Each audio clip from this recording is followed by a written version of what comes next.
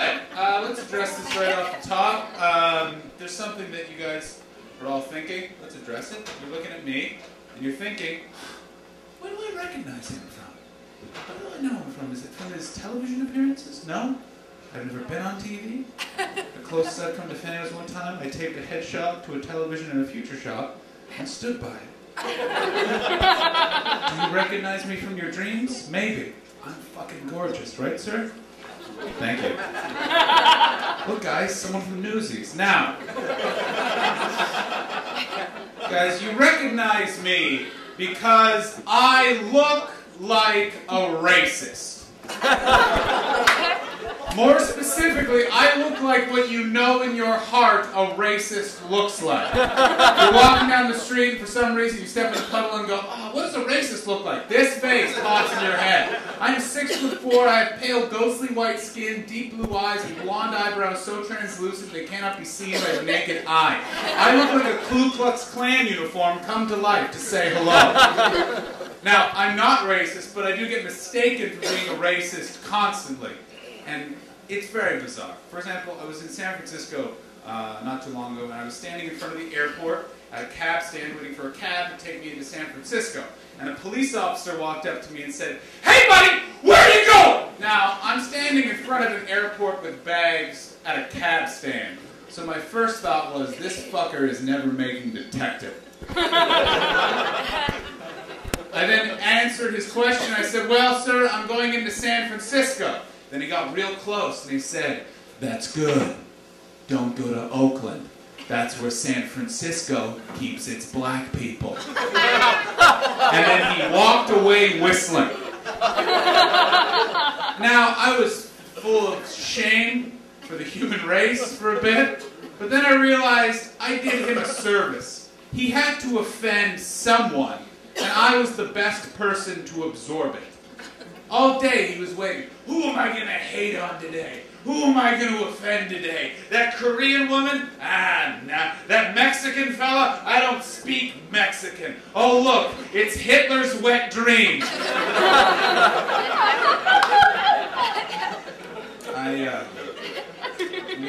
I'm gonna drink tonight. You guys drinking tonight? Huh? Rivoli? Are you? Internet? You guys getting fucked up at home? Type in something weird into Google like lemon party and see what happens?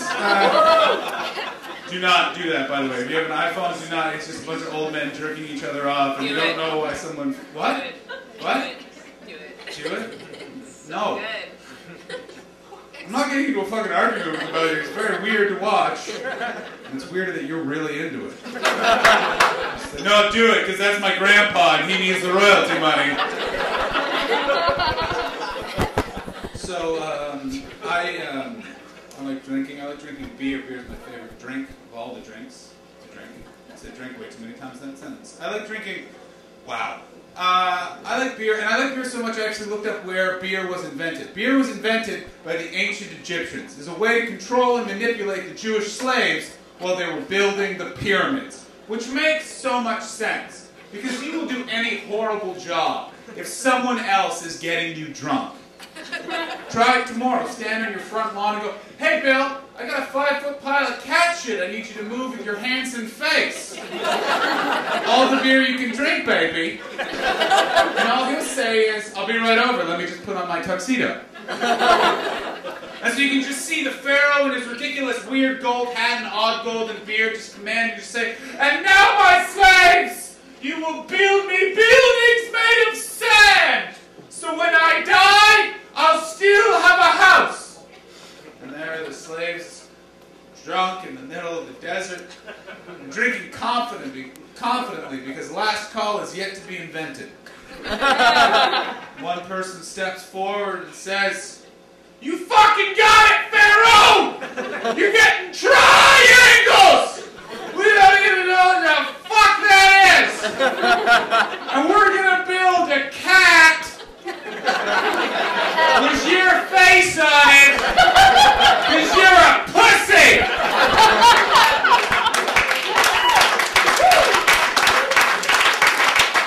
Alcohol explains a lot about that situation. It explains why the Jews wandered in the desert for 40 years after escaping from Egypt. They were not lost. They were hungover. looking for a place for breakfast. It's going from hill to dale. Oh, we gotta go over here. They do a crispy bacon. You ever have crispy bacon?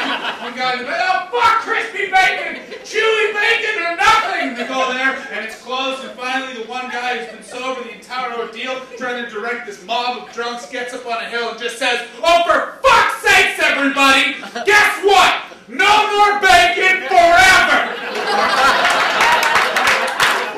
And points at the two troublemakers, Jacob, Ezekiel, give me the tips of your penis.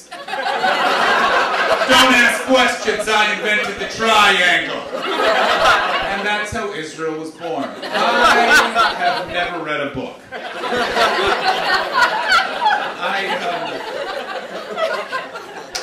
I don't know if I'm ever going to get married. I want to get married. I like the idea of spending your life with someone and, learning really how to hate the shit out of a woman. That sounds like a good time to me. But I think the universe is conspiring, giving me little hints, like, don't do it, John, don't do it. Like, my parents are divorced.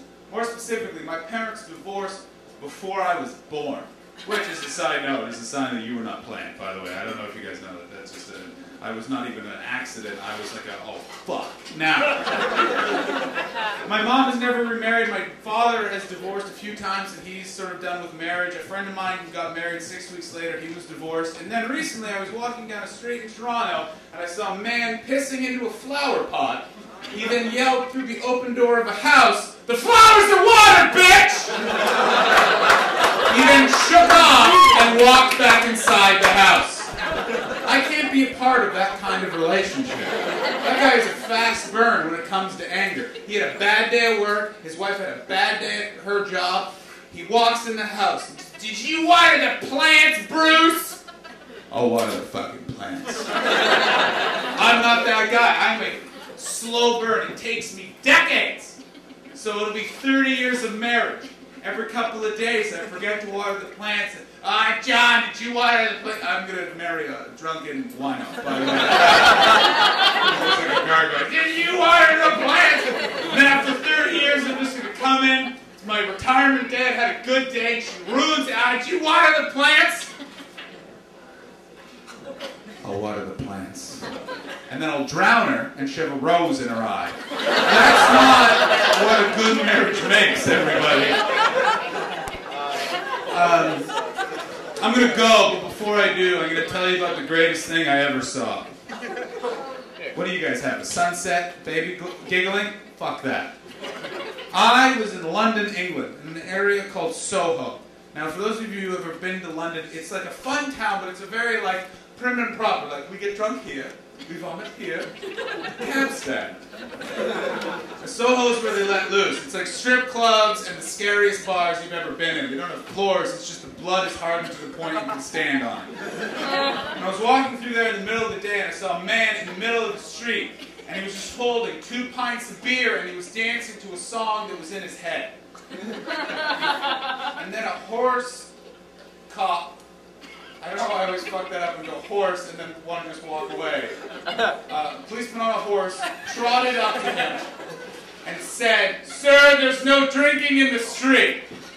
The drunk man then turned and said to the horse, "You can talk?" The cop then said, "No, I'm up here." He looked to the sky and said, "Is that you, Jesus Christ?"